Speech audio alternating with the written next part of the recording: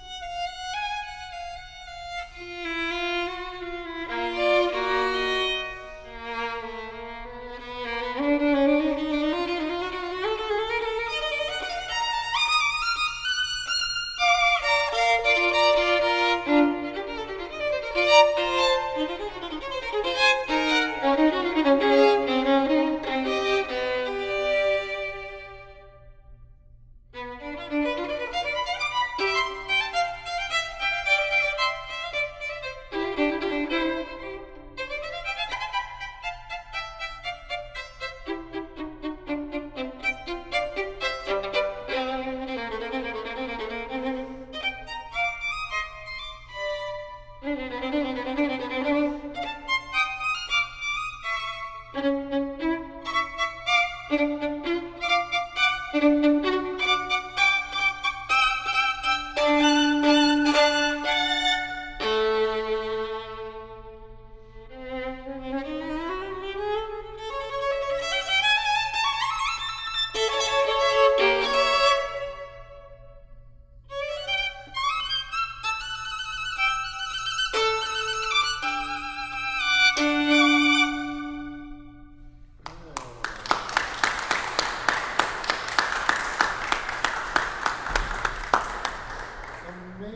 cadenza.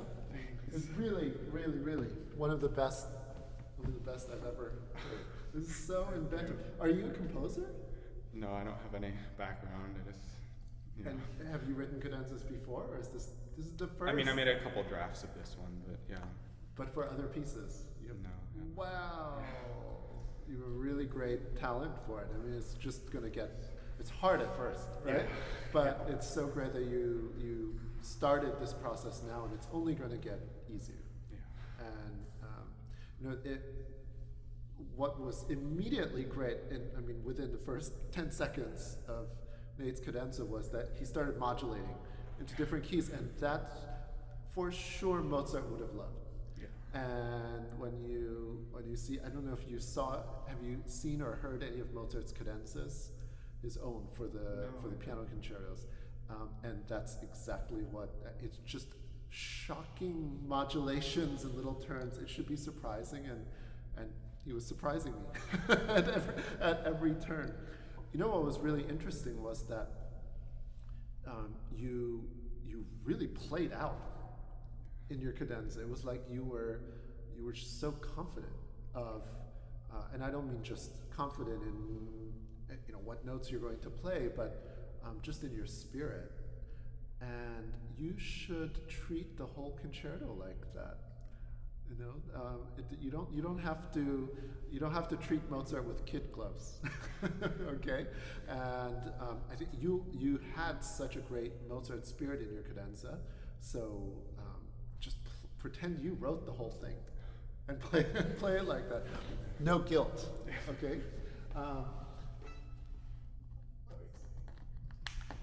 So as Nate was playing,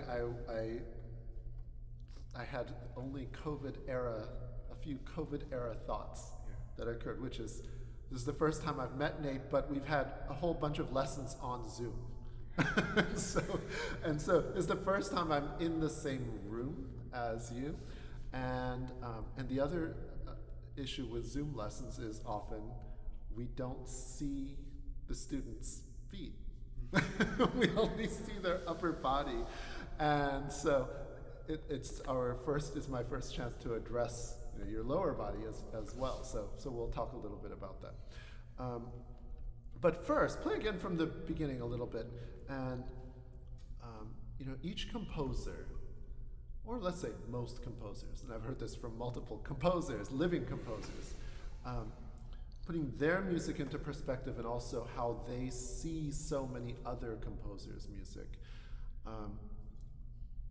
They'll say that the way they imagine music, it comes from some kind of bass sound. I don't mean B-A-S-S, but B-A-S-E.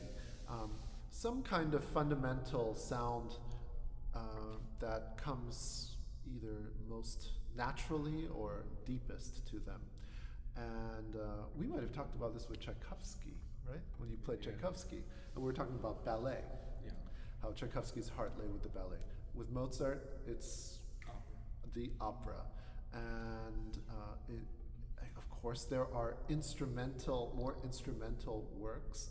Although these violin concertos, it really feels like at times we're the diva, right? At other times we're many different singers. But it's definitely, there's so much interaction happening. A Mozart opera is not moving at a slow pace, okay? It's constant discovery, teasing, interplay, and so let's try to find those characters, characterize it. You are so sensitive, it's wonderful, you play so beautifully, but it's not always clear whether you are saying something sensitive that is very excited, or saying something very sensitively in a shy way, or even, let's say, very black and white in a sadder or happier way. Okay, so start again from the beginning and see if you can show that to us.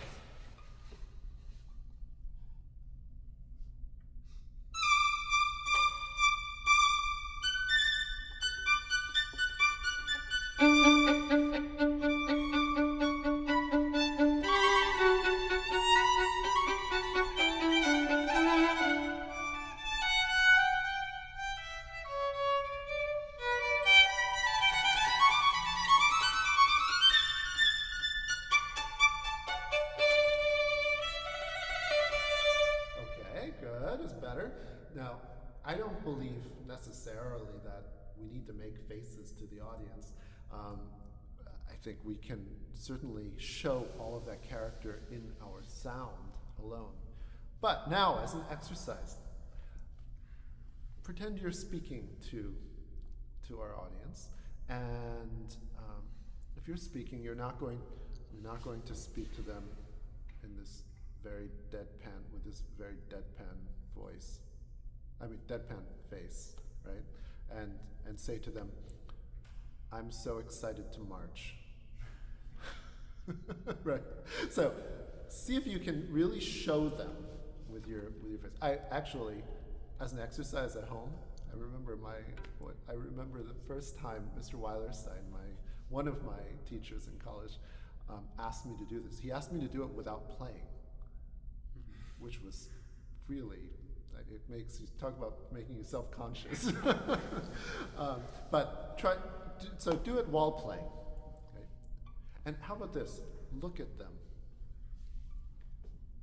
See, that's a better face, right?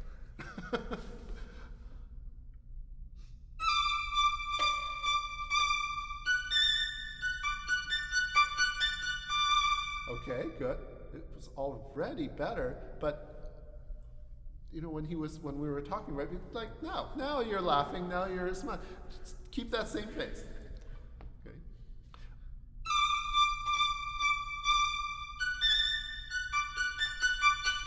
Okay, good. That's better. It's hard to actually smile and not project a little bit more in your sound, that joy.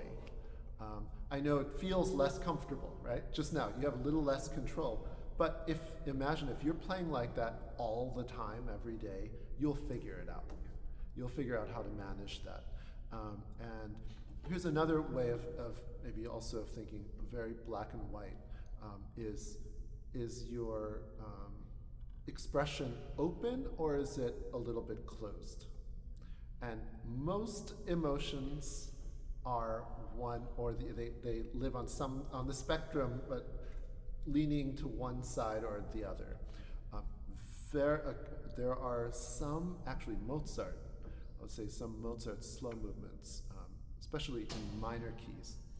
Sometimes Schubert flips back and forth between major and minor, where there's something reflective and maybe without commitment to plus or minus, positive or negative. But that's rare. It's really rare. And there's no question about this right here, right?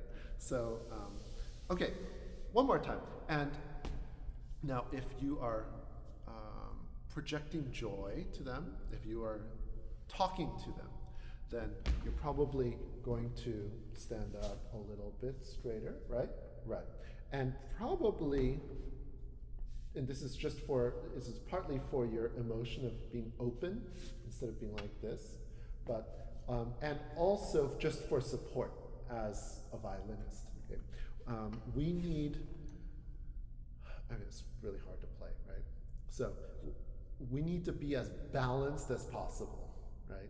To give ourselves the best chance at playing and at relaxing. This is actually quite a bit of motion when we're doing this. It's throwing our balance off, our center of balance. And let's imagine you're standing on one foot. I mean, this is going to feel horrible, right? If you have a very narrow base, you're also not going to feel good, right? You're going to start to constrict your motions. So what we want to find is the best base for your balance. At a certain point, we become stuck. We don't have freedom. So generally, that's going to be about shoulder width, although you have pretty broad shoulders, so you don't want to go too far, but yes, right. It's amazing the difference between this and this, okay? So one more time, nice and open and smile.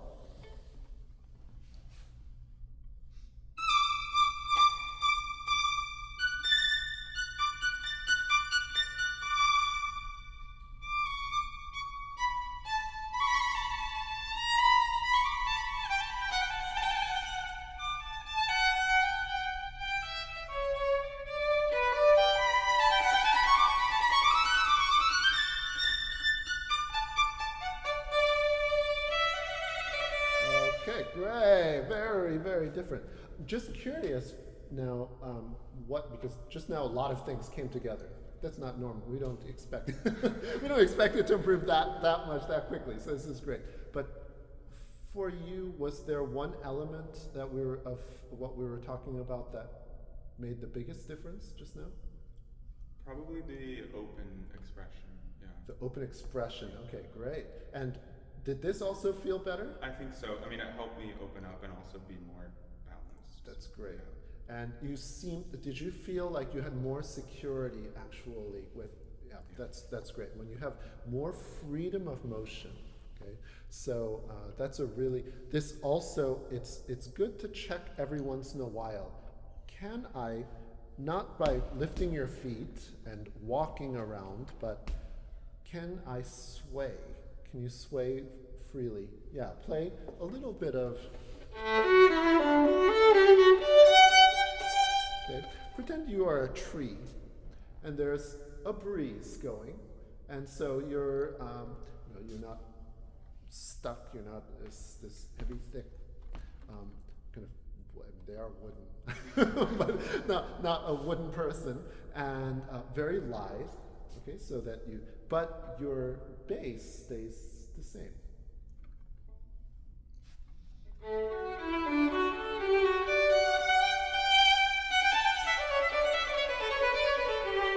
Good. Okay, let's see. Now, if you really are balanced, then you're going to actually feel like you can go pretty far to one side or the other. If we do this, we can't go very far. If we're if our base is too spread open, then also it feels like you're just kind of jammed into the ground, right? Yeah. So feel free to, exaggerate it right now.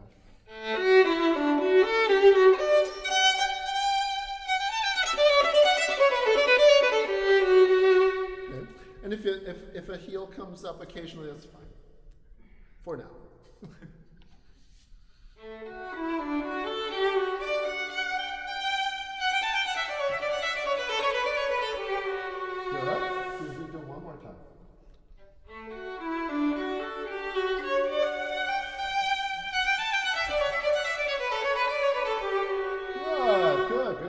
Yeah, it's just like a feeling secure to do it. It's a really good exercise because then you're sure that you are free. Okay, so just fine, and eventually this will just become your normal balance. Okay. One quick thing, and this is great. I have the benefit of this view, which I don't usually with students. We're over here. From this angle, I can see your bow hair, which is, you can see it from this angle, right? And you can see when the stick is actually touching the hair, or when it's just giving out really easily, too easily. We want leverage into the string, right? It's not really power, but actually what we want is, we want to be able to articulate the string, to speak it, to energize it with the smallest effort. And if this is mushy, if our hair is mushy, then it feels like we have to work. It's soggy. Okay. What we want it to speak very quickly. Okay. So try tightening your bow. Let me see your bow. It's going to be a little shocking.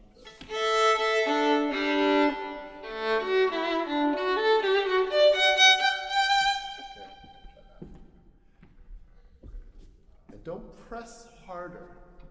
What happens is when you tighten the bow will do more of the work for you.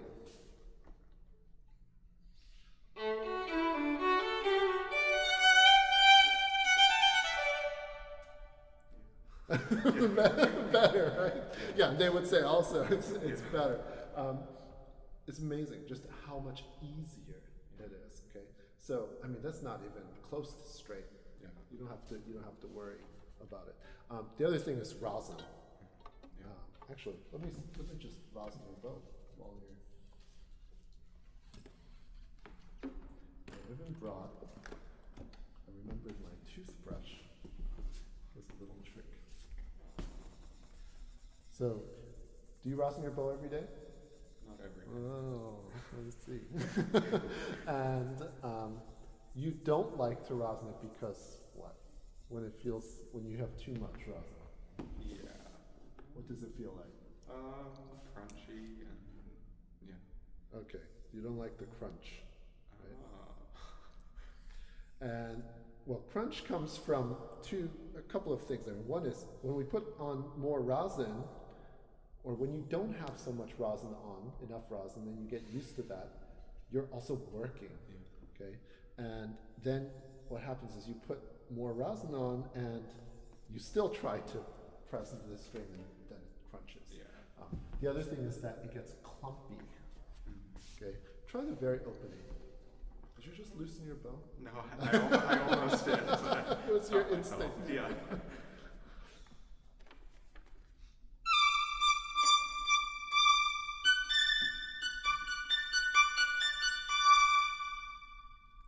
It was really good. I mean, there aren't that many more things I can show you without practicing, but this is one of them. It's really wonderful. Yeah. And I would, I mean, for everybody, I know that I used to have my bow loose and not rosin it because I felt like, oh, I'm never going to scratch now. But the problem is the flip side. It's so much harder to get clarity, and you'll sort out you'll figure out all those places that you were squeezing. But now this is all freer, instantly already. So, and I would say in Mozart on the violin, there's hardly a composer more than in Mozart where we want this very quick articulation, because there's so much variety, and I mean, which you are getting. I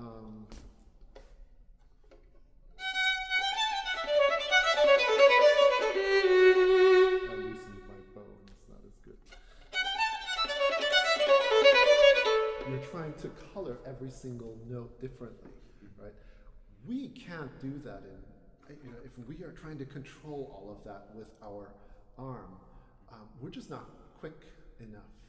So we need to let the bow do much more of the work. We are running out of time. Let's just a couple more minutes. We'll keep going on a little bit from here. And let's just work a little bit on the singing aspect, okay? And as singers on the violin, the bow is our air, right? The bow moving. And we keep it moving, that's like a singer's air that keeps moving. And when you stop moving and when you stop having air, then there's no sound anymore, or it starts to choke.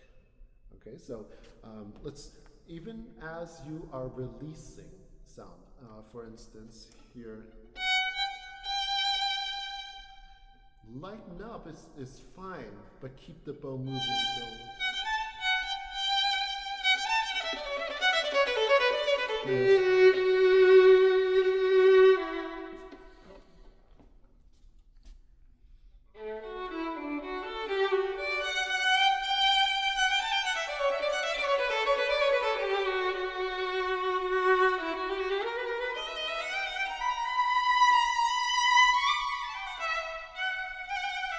Good, that's better. The last thing, let's try to add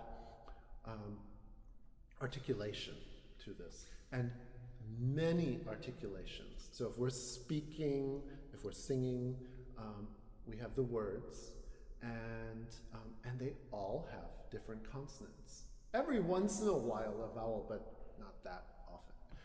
That might be within a slur that we'll get an like that. So to articulate on the violin, we need to go down. There needs to be a vertical aspect to it. Otherwise it's almost like we're in a lake and we're just staying at the same depth.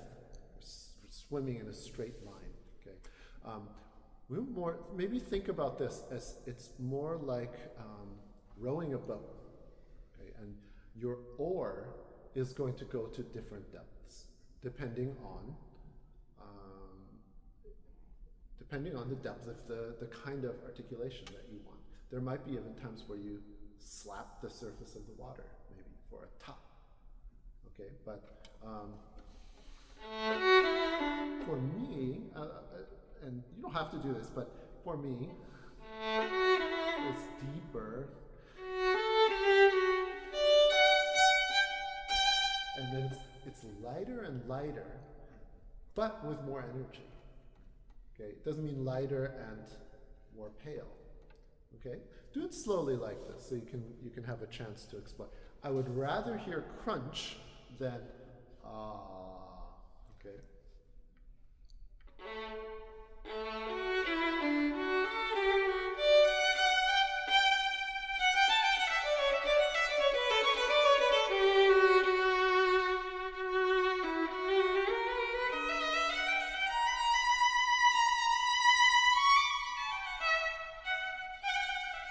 Okay, and let's get that articulation, let's try, with our thumb.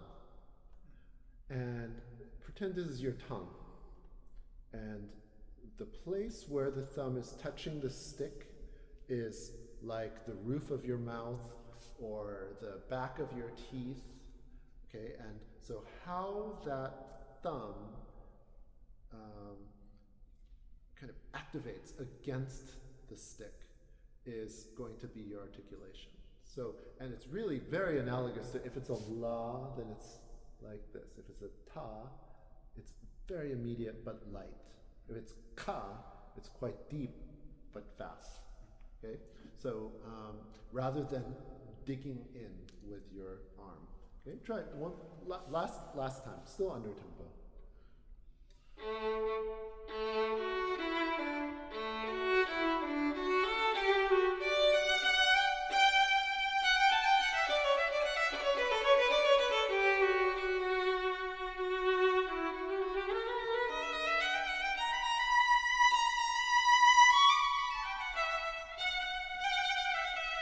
Okay, good. You're starting to get it? Yeah. Starting to feel it? I mean, it needs to be really, you need to kind of manage it and learn how to rein it in, right? But you know what you can do is you can take, as an exercise, just take a single note and give it all kinds of different consonants. Okay, it's really hard in Mozart to be, it's so different all the time. But I think you're going to end up having a lot more variety, and will relieve that urge or the need to feel like you're putting the bow into the string. This is putting the bow into the string. When we do this, the middle of the stick goes straight into the bow. Okay, a lot actually. but in a very sensitive way. Okay? This is the rest of our arm is much less sensitive. Okay, Nate, sorry we have to stop. Yeah. Thank you very much. Yeah, thank you.